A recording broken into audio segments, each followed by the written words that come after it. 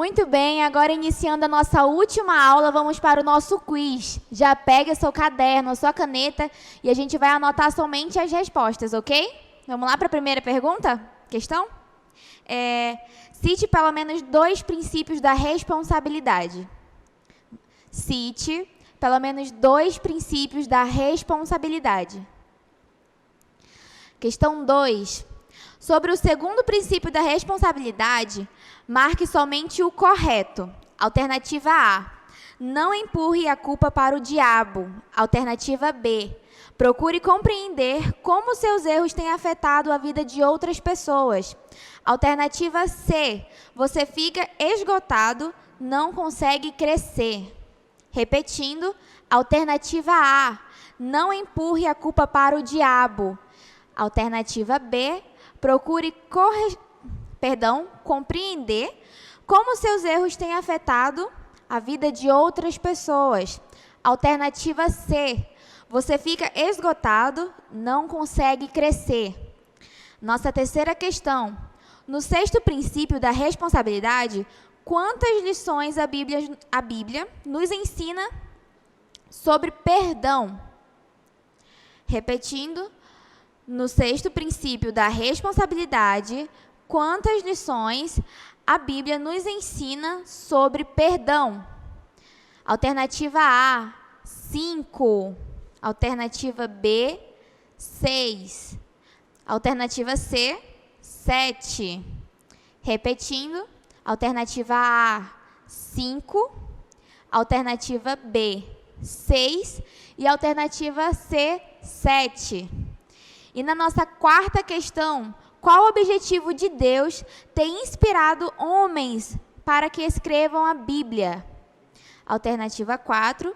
Qual o objetivo de Deus tem inspirado homens para escreverem a Bíblia? Quinta questão. Cite 2 benefícios de ler a Bíblia diariamente. Cite dois benefícios, de ler a Bíblia diariamente. E para a nossa sexta questão, o que precisamos fazer para que vejamos mudanças profundas em nossa vida familiar, casamento e no geral? Sexta questão, o que precisamos fazer para que vejamos mudanças profundas em nossas vidas familiar, casamento e em geral? Sétima questão, como podemos dividir o nosso dia para mostrar que estamos andando com Deus? Sétima questão, como podemos dividir o nosso dia para mostrar que estamos andando com Deus? E a nossa oitava questão e última, qual é o maior ensinamento de Jesus a respeito da relação que devemos ter uns com os outros? Oitava questão, qual é o maior ensinamento de Jesus a respeito da relação que devemos ter uns com os outros? Agora vamos para a nossa correção. Vamos lá na nossa primeira pergunta. Se você colocou erros que tem cometido contra os outros, supere racionalizações, está correto. E na nossa segunda questão, a resposta é a letra C. Você fica esgotado e não consegue crescer. Repetindo, letra C. Você fica esgotado e não consegue crescer. Na nossa terceira questão, a resposta correta era a letra B, 6. Letra B, 6. Anotem aí. E na nossa quarta questão, se você colocou como objetivo de auxiliar o homem em viver segundo o seu plano, perfeito, tá ok, tá certo. Na nossa questão 5, a resposta era sabedoria, próximo de Deus, compreensão da palavra e comunhão com o plano de Deus. Repetindo, sabedoria, próximo de Deus, compreensão da palavra e comunhão com o plano de Deus. E na nossa sexta questão, a resposta era orar. Tá ok? Nossa sexta questão, orar.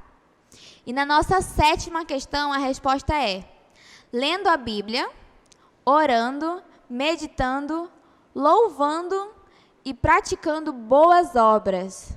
Repetindo, lendo a Bíblia, orando, meditando, louvando e praticando boas obras.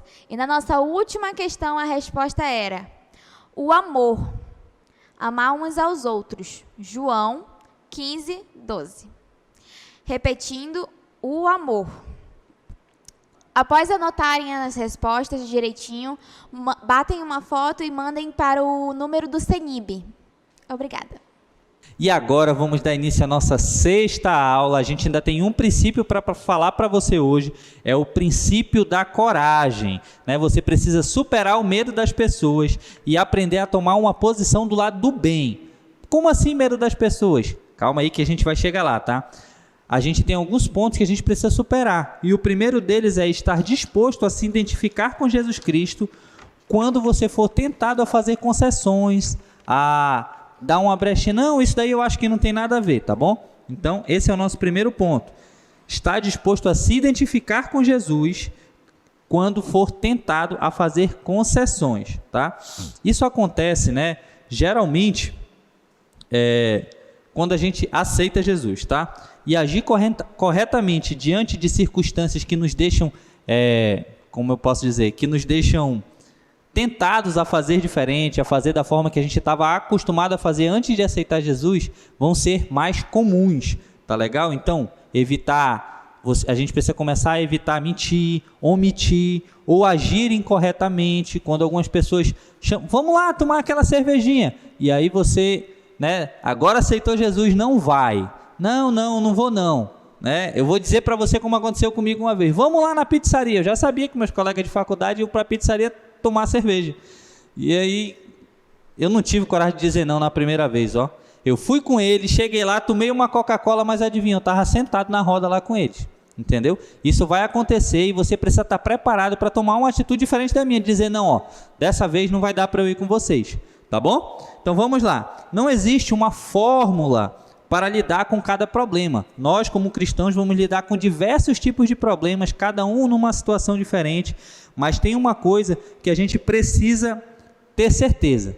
São muitas as batalhas que nós vamos enfrentar nesse sentido, principalmente para aqueles que estão aceitando Jesus agora, tá? E tomar uma posição de defesa nessa guerra é muito importante. Você precisa se posicionar e dizer para as pessoas a quem você segue, quem você serve agora, tá bom? O maior desafio na vida da igreja é o trabalho de consolidação, né? De você evoluir um pouquinho e se manter naquele nível, não descer mais. Aí evolui mais um pouco, se mantém naquele nível e não desce mais, tá bom? O segundo ponto são emoções conflitantes. Emoções conflitantes, tá bom? E o termômetro da alegria é um bom indício se você está bem ou se você está mal. Né? Logo no início, quando nós aceitamos Jesus, né, como é que eu posso dizer? A emoção inicial, ela é muito grande. Eu aceitei Jesus e aquela vontade de mudar de vida, mas ao mesmo tempo ela passa rápido. E aí depois daquela emoção você fica naquela, será que eu tomei a decisão certa? Será que eu não estava alucinado? Será que a experiência que eu tive foi realmente real ou foi apenas imaginária? E surgem essas dúvidas no coração da pessoa, por quê? Porque ela ainda tem vontade de fazer o que é errado, de desobedecer a palavra de Deus, mesmo aceitando Jesus. É o início da caminhada com Cristo, tá bom? Então, nós precisamos entender que essas circunstâncias que nós passamos não dependem de nós, tá? O que depende da gente é a decisão que nós vamos tomar daqui para frente, tá legal? Então, essa situação vai deixar você emocionalmente em conflito. Poxa, será que foi? Será que não foi? Você precisa ter convicção da decisão que você tomou. Por isso, nós aqui nessa igreja ensinamos as pessoas a tomarem decisões racionais, porque você não pode tomar uma atitude baseada simplesmente na emoção e deixar a razão completamente de lado. Você precisa saber o que você está fazendo, tá bom? Então, terceiro ponto, é necessário viver pela fé. O cristão vive pela fé, tá? Pela graça sois salvos mediante a fé. E isso não vem de vós, é dom de Deus, não por obras para que ninguém se glorie, tá? Visto que a justiça de Deus se revela de fé em fé, como está escrito lá em Romanos 1,17, é fé sobre fé. Cada decisão que você toma de não ir de repente para a pizzaria, para o bar com os colegas, cada decisão que você toma de deixar de lado, né, o cigarro, a bebida ou qualquer outra forma de pecado que você tenha praticado, que seja mentira, fofoca, tá bom? Cada decisão dessa vai aumentando o nível da sua fé. É fé sobre fé, cada vez mais fé que você vai tendo à medida que você vai caminhando com Cristo, tá bom? E isso leva a gente para o próximo ponto, que é crise de transformação. A Bíblia diz em Romanos 12:2 assim: mas transformai-vos pela renovação da sua mente, tá? Renovar a forma de pensar. Isso vai acontecer de acordo com o que você vai caminhando com Cristo, estudando a palavra de Deus. É a palavra de Deus que transforma a nossa forma de pensar. Então, se você aceitou Jesus agora, você precisa mergulhar nas Escrituras, estudar, ler muito a Bíblia, tá bom? Para que a forma de pensar mude o mais rápido possível.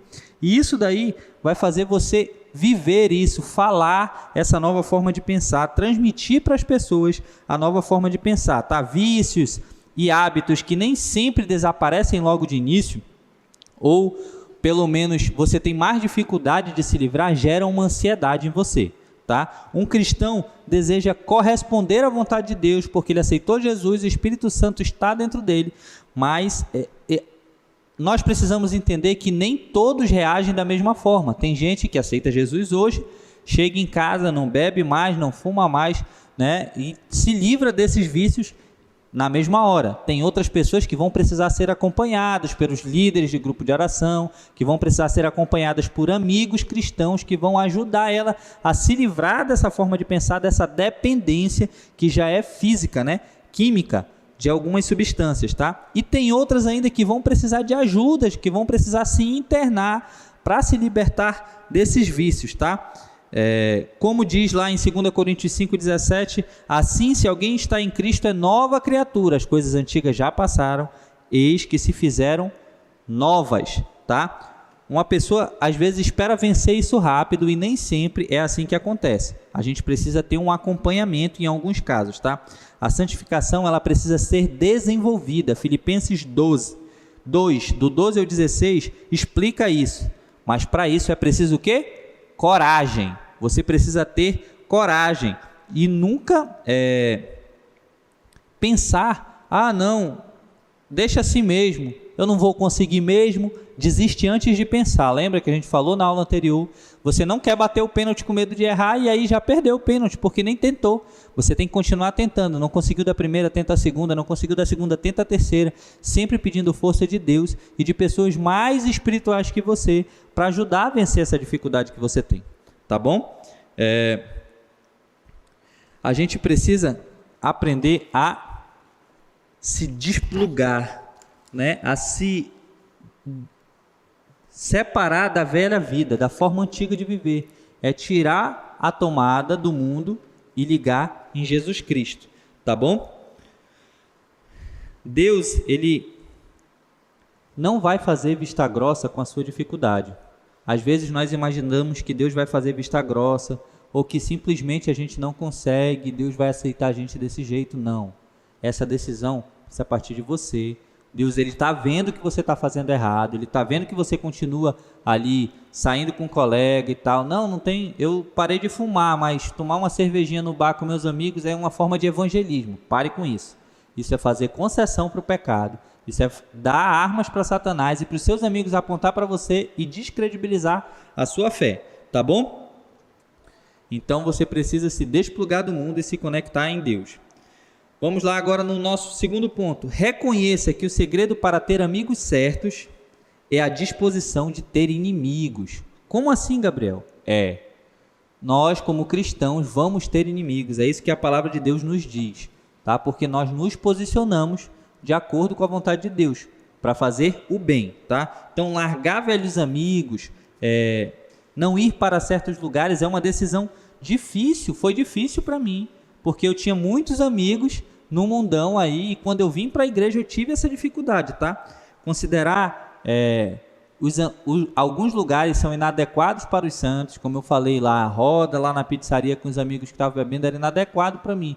Da primeira vez eu não consegui dizer não, mas da segunda eu disse, não, hoje eu vou para casa, eu tenho que chegar cedo. Então a gente vai superando, vai aumentando o nível da nossa fé e vai crescendo, tá? Lembra que a gente precisa ter coragem para vencer essas dificuldades, tá bom?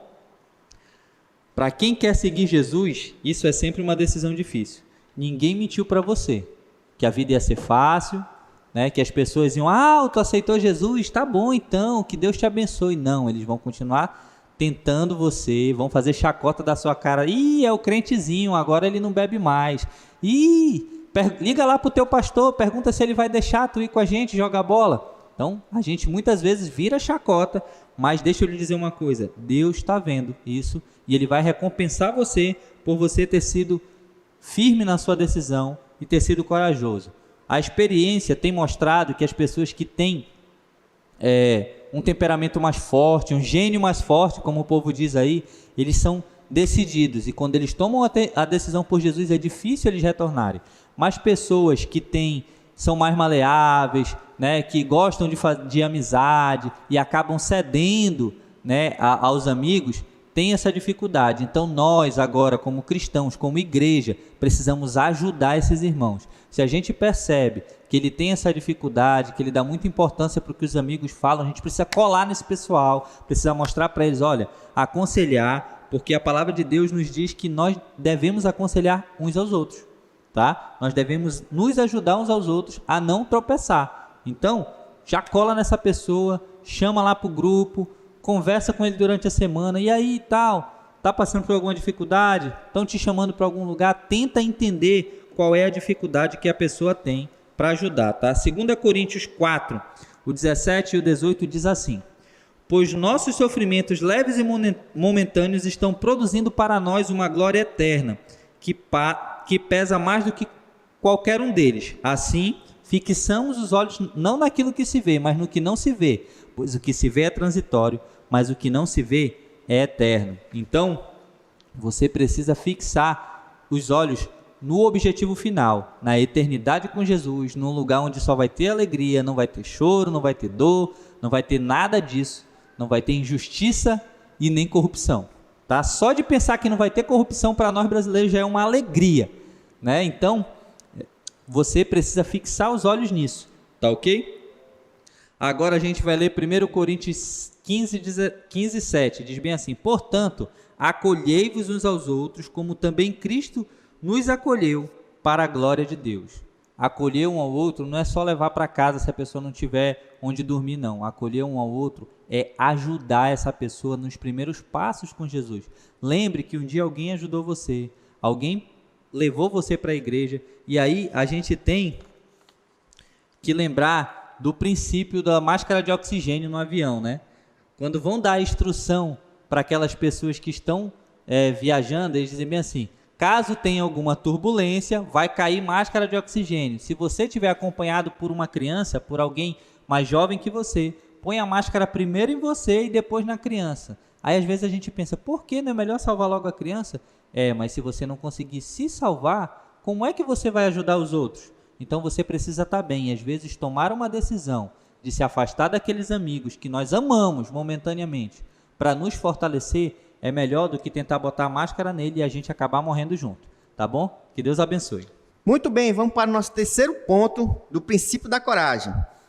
O terceiro ponto é, compreenda que qualquer um que não aceita a sua decisão por Cristo, o rejeitará. O que é isso? Por você ter decidido aceitar Cristo, você vai ser rejeitado. Quer uma prova disso? Leia comigo Lucas, capítulo 6, do verso 22 ao 23. Abre aí sua Bíblia e leia comigo nesse versículo. Ele diz bem assim, felizes são vocês quando os odiarem, os rejeitarem, os insultarem e disserem que vocês são mal por seguirem Jesus Cristo, por seguirem o Filho do Homem.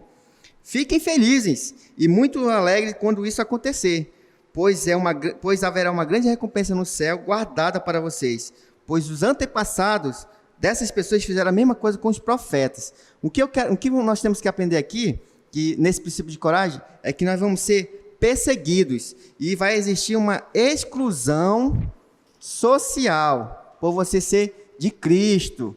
Entenda uma coisa, por você ter aceito Jesus como Senhor da sua vida, você vai ser rejeitado. Aonde? No seu trabalho, na sua escola, lá na roda dos seus amigos, você vai ser rejeitado por seguir a Cristo. Por que você vai ser rejeitado? Porque você vai seguir um padrão diferente do que os outros estão seguindo.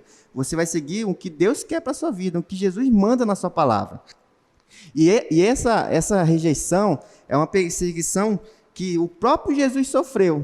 Quer uma prova disso? A Bíblia diz que Jesus foi insultado, a Bíblia diz que Jesus foi perseguido, foi zombado pelos soldados, pelos próprios ladrões lá na cruz, ele foi zombado, e até pelos líderes religiosos. Jesus foi zombado por eles também. Por Jesus ter sido perseguido e você ter aceito ele como seu Senhor, e agora você é filho dele e discípulo, adivinha, você também vai sofrer essa perseguição. Mas calma, você não pode se desesperar, porque isso é bom. Você sofrer essa perseguição é bom. Isso prova que você realmente é filho de Deus. Isso prova que você é discípulo. Tá bom? Não se desespere. Não fique agoniado, desesperado, querendo se sacrificar ao ponto de se esconder porque estão perseguindo você. Isso é bom. Agora, uma coisa que você tem que entender. Se você não é perseguido, há um grande erro aí.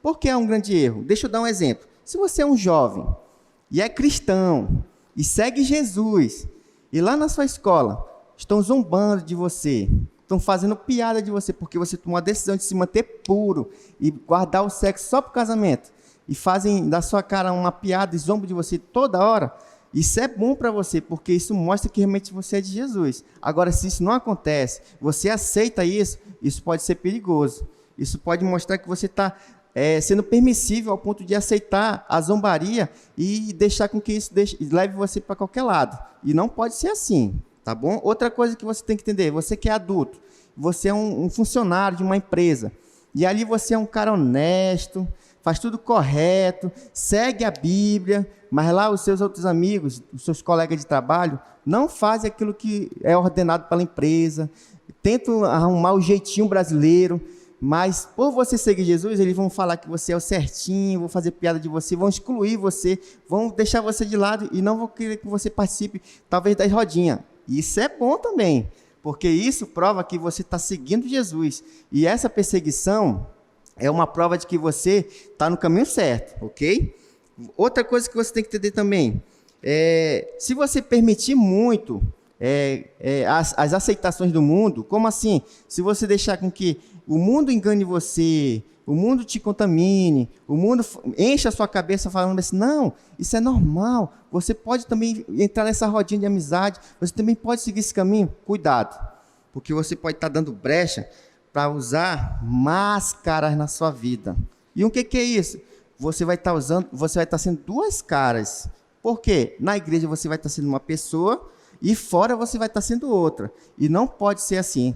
Deus quer que você seja a mesma pessoa lá na igreja e fora da igreja. Isso é importantíssimo que você entenda. Você tem que ter a coragem de ser um cristão fora da igreja e principalmente também dentro da igreja. Não seja duas caras, não use máscaras. Hoje nós estamos no tempo de pandemia, né? Estamos usando as nossas máscaras para nos proteger contra esse vírus que está aí solto no mundo. Mas essa máscara que nós estamos falando aqui é uma máscara espiritual. E você usar aquela máscara para esconder que você é um cristão e deixar as rodinhas das amizades, deixar que o mundo contamine você e você agir normalmente. Não seja isso. Não faça dessa forma. Você está sendo perseguido e isso está causando alguma zombaria na sua vida.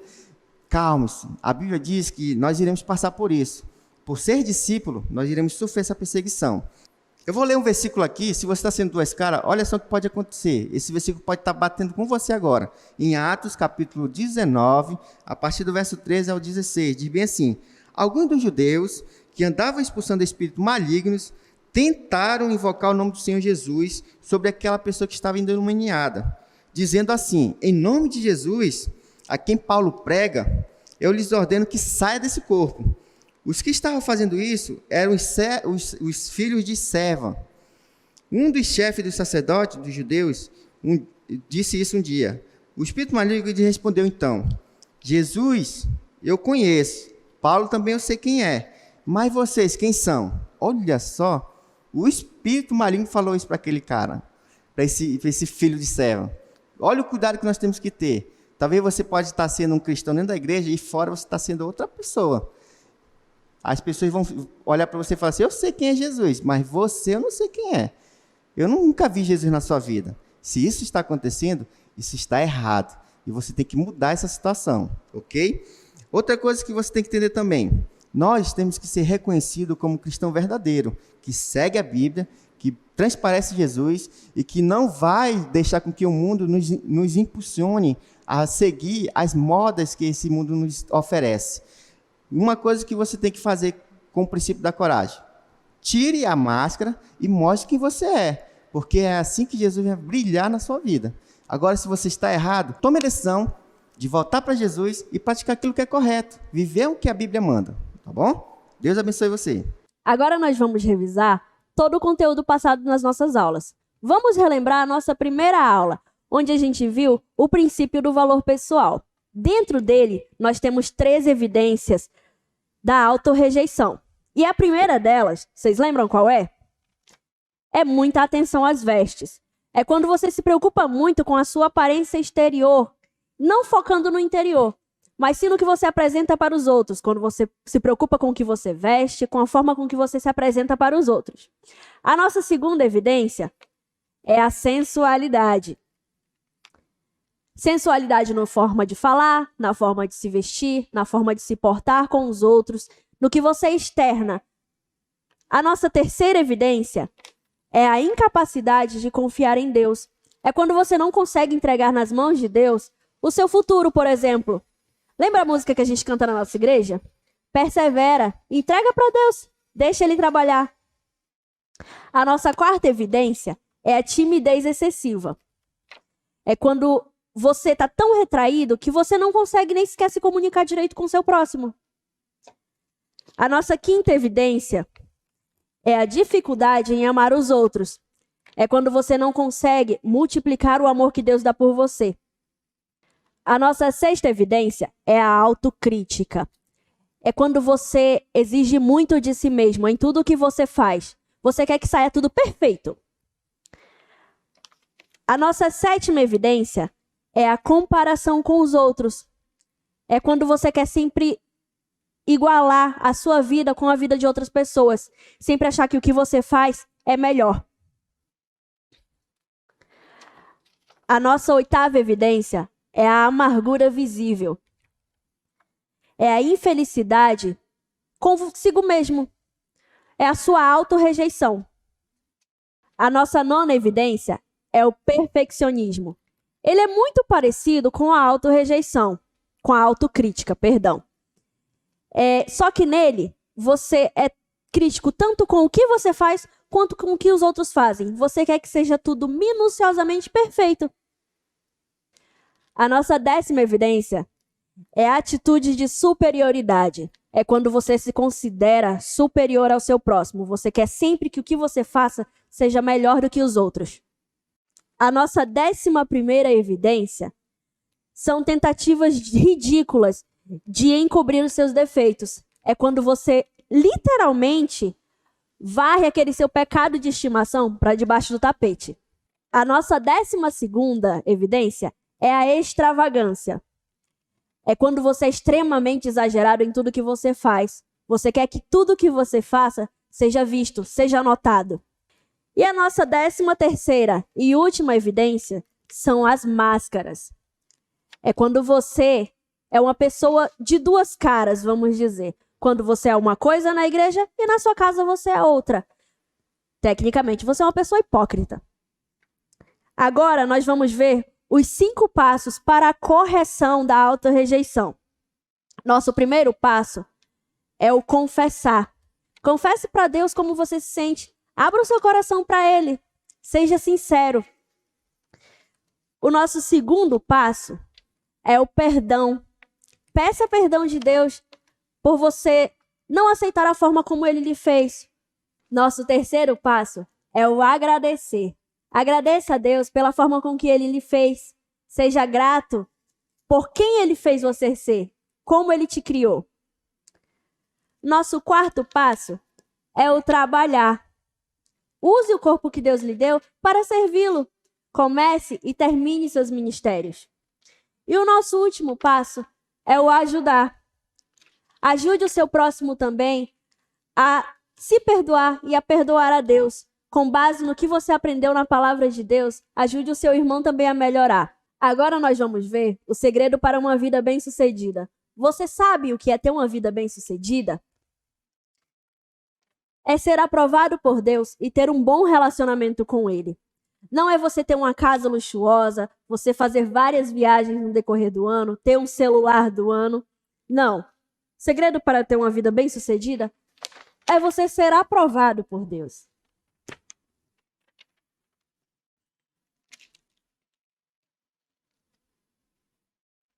Agora nós vamos para a nossa revisão e retenção da aula 2, que aprendemos sobre o princípio da autoridade. A gente vai fazer um breve resumo. Se você precisar pausar o vídeo para anotar, porque isso é questão de prova, tá? Você pode pausar aí. Vamos lá. O plano de Deus. A pessoa ela nasce nesse mundo fisicamente, mas ela não nasce espiritualmente com o Espírito, porque ela já nasce separada de Deus. Você só recebe o Espírito Santo quando você levanta a sua mão, confessa e aceita Ele como Senhor e Salvador da sua vida. Mas quando você nasce fisicamente, você nasce separado de Deus, tá bom? Agora a gente vai ver do que nós somos compostos por 3 partes, tá? Corpo, alma e espírito. E a gente vai falar um pouquinho basicamente desses 3. O primeiro é o corpo. Aqui, ó. O corpo. A vida que agora vivo no corpo, após o meu nascimento, eu vivo pela fé no Filho de Deus que me amou e se entregou por mim. Logo, você deve glorificar a Deus com o seu próprio corpo. Natasha, só devo glorificar a Deus com as minhas mãos? Não, é com o seu corpo todo, com a sua boca, com o que você fala, com o que você ouve, com toda a sua parte do seu corpo, tá? A partir do momento que você aceita a Deus, você deve glorificar Ele com o seu próprio corpo. Gálatas 2:20. Agora, a gente vai ver a segunda parte, que é a nossa alma, são as nossas emoções. O Espírito Santo capacita a pessoa a entender a palavra de Deus e a reformular os seus pensamentos, emoções e decisões para que se ajuste ao ponto de vista de Deus. Como é que é? A partir do momento que você aceita a Deus, Ele se torna o número 1 na sua vida. Então, todas as decisões, tudo que você pensa, tudo que você fala, precisa ser dirigido por Ele e não por você. Não é mais você que manda na sua vida, tá? E o nosso terceiro ponto é o Espírito. O Espírito Santo de Deus passa a habitar em você quando o seu espírito nasce outra vez. E quando esse nascimento acontece, como eu falei, Efésios 1:3. Quando você confessa a Deus que Ele é o único Senhor e Salvador da sua vida, você é selado com o Espírito Santo. Aí, como eu falei, você não manda mais em você. Deus é a sua maior autoridade na sua vida. Tá bom? Agora a gente vai para as 4 estruturas básicas da autoridade. Essa daí a gente vai fazer com gestos para você revisar bem e não vacilar na prova, tá? Nossa primeira estrutura é família, tá? Quem acha que é igreja está enganado, tá? Sua primeira estrutura básica deve ser a sua família, pai, mãe, seu responsável, ou seu avô, sua avó, para quem mora com os avós. Então, a gente vai fazer o gesto de família assim, tá? A primeira estrutura é família. Não esqueça. E a segunda é governo, que são as suas autoridades governamentais. Governo a gente vai fazer assim, tá? Então, a primeira é família, a segunda é governo. E a nossa terceira estrutura é trabalho, que são os seus patrões, empregados ou empregador. Trabalho a gente vai fazer assim, tá? Então, vamos revisar primeiro. Família, governo e trabalho, de força aí. E o nosso quarto, o último, aí sim que entra a igreja, que são os líderes e as suas autoridades da igreja, tá? E a igreja a gente vai fazer assim. Então, bora lá. As 4 estruturas básicas de uma autoridade é família, governo, trabalho e igreja. Mais uma vez. As 4 estruturas básicas da autoridade é família, governo, autoridade e igreja. Agora a gente vai para o nosso último tópico, que é o propósito de Deus ao estabelecer a autoridade na sua vida. O primeiro propósito de Deus é para você crescer em sabedoria e em caráter. Então, as autoridades que Deus coloca na sua vida é para lhe ajudar a crescer. Você não vai ser a mesma pessoa, você vai sempre evoluir com a ajuda das suas autoridades, tá? O nosso segundo é para nos proteger das tentações. Sem autoridade, você não consegue fugir das tentações. Sozinho, você não consegue fugir das tentações. Então, você precisa pedir ajuda. Se você estiver passando por alguma dificuldade, por alguma situação difícil, peça conselho dos seus líderes ou de alguém mais espiritual que você, tá? Nunca seu amigo. E o nosso terceiro era para recebermos direção na vida. Então, as nossas autoridades servem para nos direcionar na vida. Então, eu vou repetir de novo. O primeiro é para crescermos em sabedoria e caráter. O segundo, para nos proteger das tentações. E o terceiro, para recebermos direção na vida. Vamos revisar agora o princípio dos direitos pessoais. A gente viu os 5 Cs do propósito valor pessoal. O primeiro é capacitar uma pessoa para olhar a vida do ponto de vista de Deus. Ou seja, para ela se enxergar do jeito que Deus lhe enxerga, para ver de forma maravilhosa que Deus lhe criou. O segundo C é criar um sistema de valor baseado na aparência que Deus aprova. Ou seja, não tentar se encaixar nos padrões de beleza do mundo, da forma como o mundo diz que é belo, que é correto. O terceiro é confiar no propósito definido de Deus ao nos criar da maneira que somos. Ou seja, é entender que Deus nos criou dessa forma porque Ele tem um propósito. Tem uma meditação muito antiga que tinha uma jovem que ela era muito chateada, muito frustrada, porque todo mundo da família dela tinha os olhos azuis, menos ela. Mas depois de muitos anos, ela foi para um lugar evangelizar e lá eles não aceitavam ninguém que tinha os olhos azuis. Então, ela teve a liberdade de evangelizar porque ela não tinha. Então, ela entendeu o propósito de Deus para a vida dela. O quarto é conceder que Deus edifica a mensagem da nossa vida. Ou seja, é você entender que Deus tem um plano específico para você. Você não tentar se encaixar na vida do outro, se encaixar no propósito do outro. E o quinto C é coragem para vencer a amargura de Deus. Ou seja, tem muita gente que não se aceita do jeito que é e costuma culpar a Deus, costuma ter um certo ressentimento e às vezes acaba transferindo isso para outras pessoas, né? Acaba culpando os pais e etc. A gente viu também os princípios dos direitos pessoais. A gente viu que você tem que submeter todos os seus direitos pessoais a Deus para se livrar de tudo que te atrapalha. O primeiro princípio que a gente viu foi identifique os direitos negados que o levam a irar-se. O segundo foi entregue todos os seus direitos a Jesus, como a gente canta numa música. O nosso direito é de não ter direito nenhum. O quarto princípio foi espere que Deus prove você nos seus direitos, ou seja, você vai ser testado. E o último princípio que a gente viu foi reconheça as razões dele, de Deus, e a sua perda de direito. Vamos para a nossa revisão do princípio do amor. Nosso conceito principal, transforme as fontes de irritação em motivos para comunicar a outros o amor de Cristo. Primeiro ponto, reconhecendo sua amargura contra Deus.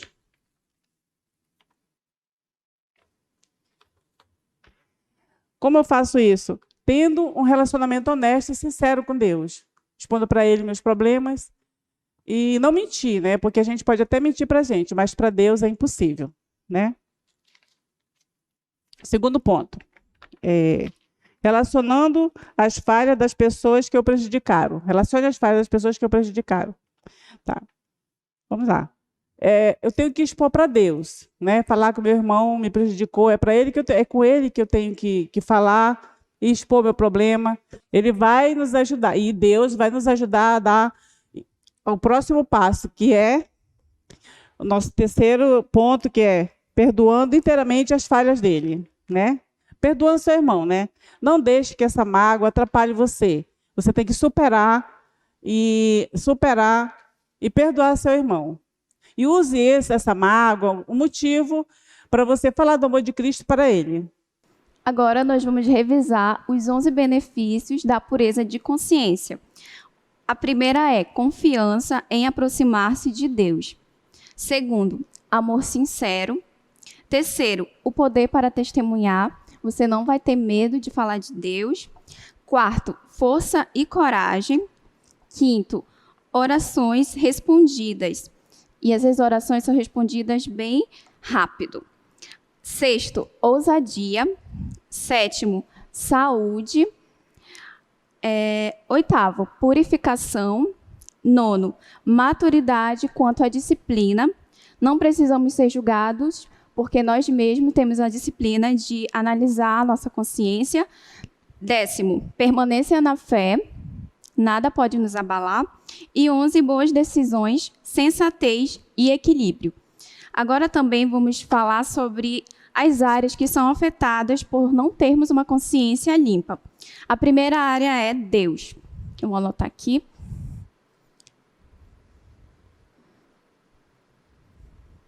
Quando não temos a consciência limpa, essa área, a primeira a ser afetada, que é o nosso relacionamento com Deus. O segundo é família.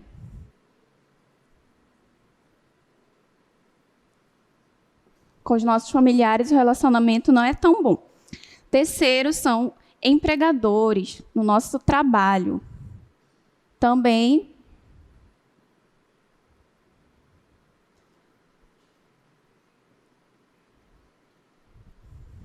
não são bons no nosso relacionamento.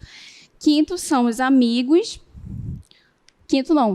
Quarto são amigos. Quinto, parentes. E entre outros. Bom, agora nós vamos revisar o princípio da meditação, que nós temos como critério obter um coração puro, transformando as escrituras em nossos pensamentos e emoções.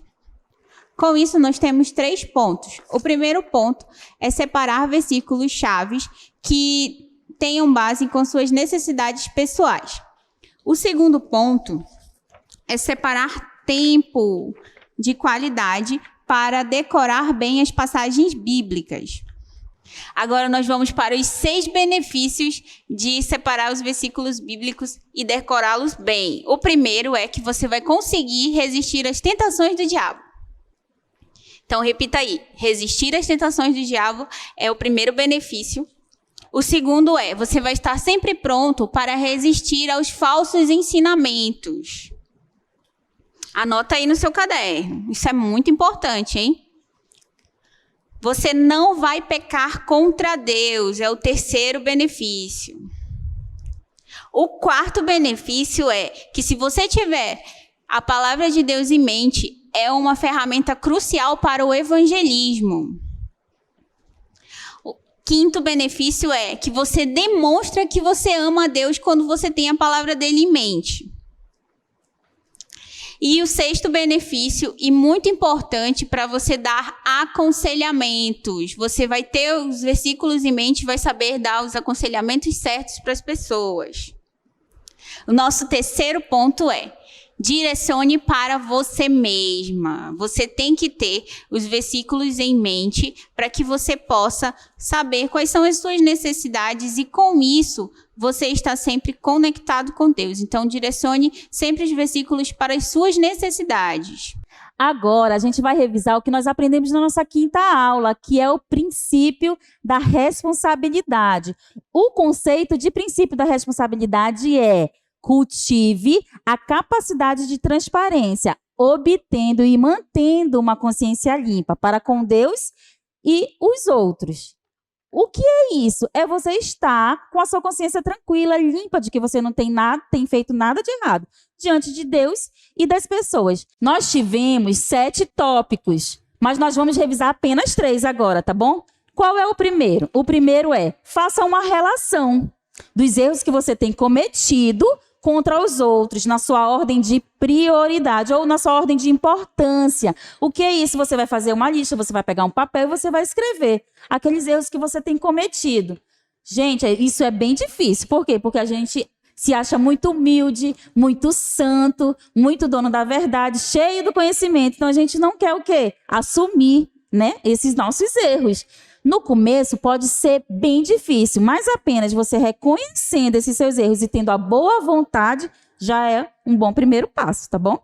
O nosso segundo tópico, supere as racionalizações que o impedem de corrigir os seus erros. O que essas racionalizações? Racionalizações significa o quê? Aqueles pensamentos que dizem assim para você, ah, não, eu fiz isso só uma vez, eu nem preciso lá me consertar.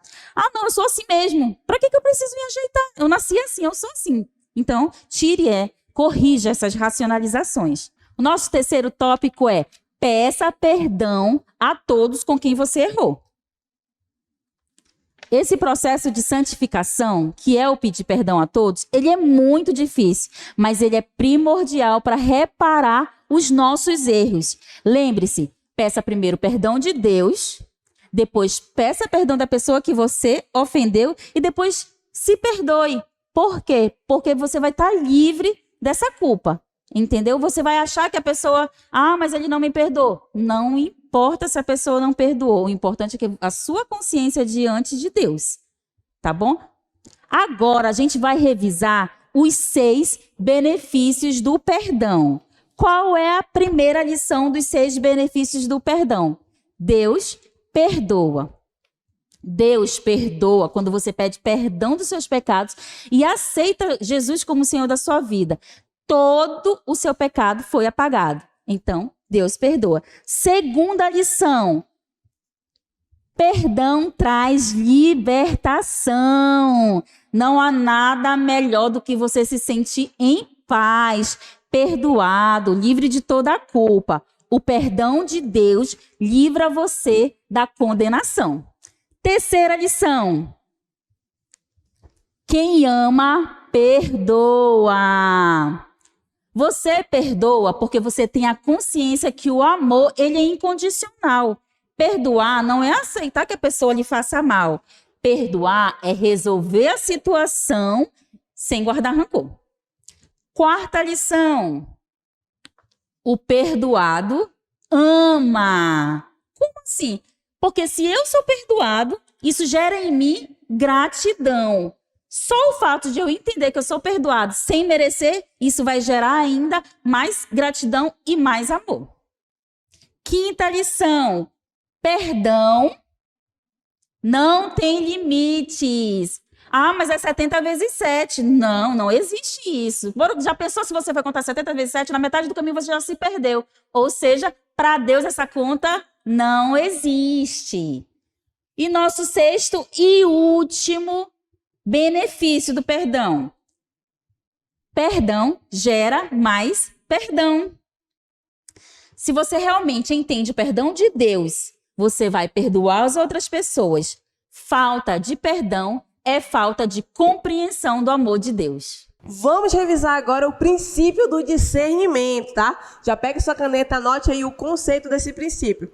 O conceito do princípio do discernimento é: experimente a alegria de ter um propósito e alcançar a realização da sua vida pela obediência aos impulsos do Espírito Santo através da Bíblia e da oração. E o que isso quer dizer? Que você precisa ser e viver completamente dependente de Deus, completamente dependente do Espírito Santo. E como você vai fazer isso? Olha só. Primeiro, coloque a Bíblia como sua autoridade máxima de como viver. Como assim? A Bíblia, ela é seu manual, a sua instrução, como você deve proceder. Lá estão os pensamentos de Deus e as ordenanças que Ele quer para a sua vida. Então, você precisa aprender a viver de acordo com a palavra de Deus, tá bom? Sempre que você tiver uma dúvida, um questionamento, você vai direto na Bíblia. Segundo, tenha um plano sistemático de estudo da palavra de Deus. A gente costuma falar que a Bíblia é uma espada, né? E se a gente não usa, como é que ela vai nos ajudar? Aqui na NIB, a gente tem um plano de estudo individual, que é a meditação. É um estudo que você faz diário, só você estuda, você memoriza, você tira a sua lição, e lá você vê de acordo o que você precisa para a sua vida. O segundo tipo de estudo que a gente tem aqui na NIB é o CENIB, é agora que nós estamos fazendo, né? A gente tem matéria, a gente já viu 1 Coríntios, está vendo agora princípios de vida, isso é muito importante. Mas aprenda a fazer o estudo individual. Como assim? Você precisa estudar de acordo com a sua necessidade pessoal. Você tem áreas na sua vida que você precisa trabalhar. Então, aprenda a estudar diariamente. Agora nós vamos ver os 4 benefícios de você estudar a Bíblia diariamente, tá bom? E o primeiro deles é que você adquire mais sabedoria, você se torna mais sábio. Quanto mais você lê as Escrituras, mais você vai tendo conhecimento de Deus, e isso vai entrando na sua mente, você cada vez fica uma pessoa mais sábia, consegue dar mais conselho, consegue fazer mais coisas na sua vida. Segundo benefício, você fica mais próximo de Deus. Olha, se lá estão os pensamentos de Deus e Ele que escreveu aquele livro, as pessoas que escreveram aquele livro foram inspiradas por Deus, então você vai estar em plena comunhão com a vontade dEle para a sua vida. Você vai estar mais próximo do seu propósito, a vontade realmente de Deus. Terceiro, você vai ter mais compreensão da palavra. Olha, lembra quando você chegou, você começava a ler a Bíblia, você não entendia muito bem? Isso vai acabar, porque quanto mais você estuda, mais você compreende. Existem passagens que você lia há um tempo atrás, você não compreendia muito bem, mas agora consegue compreender. Eu, por exemplo, há um tempo eu não conseguia ler Apocalipse, não entendia nada. Mas conforme a gente vai estudando, a gente vai entendendo e vai tendo um maior conhecimento da palavra. E o quarto benefício é que você vai ter maior comunhão com o plano de Deus. É aquilo que a gente falou. Se você tem um propósito na sua vida, Deus tem um propósito para você, você precisa conhecê-lo. Você precisa conhecer a Deus e conhecer esse propósito na sua vida. E você não vai conseguir fazer isso se você não ler a Bíblia, tá certo? Agora, o princípio de discernimento, o terceiro conceito.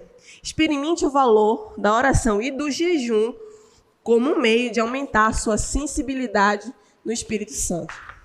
A gente sabe que a vida do cristão, ele não depende só da gente, né? A gente depende de Deus.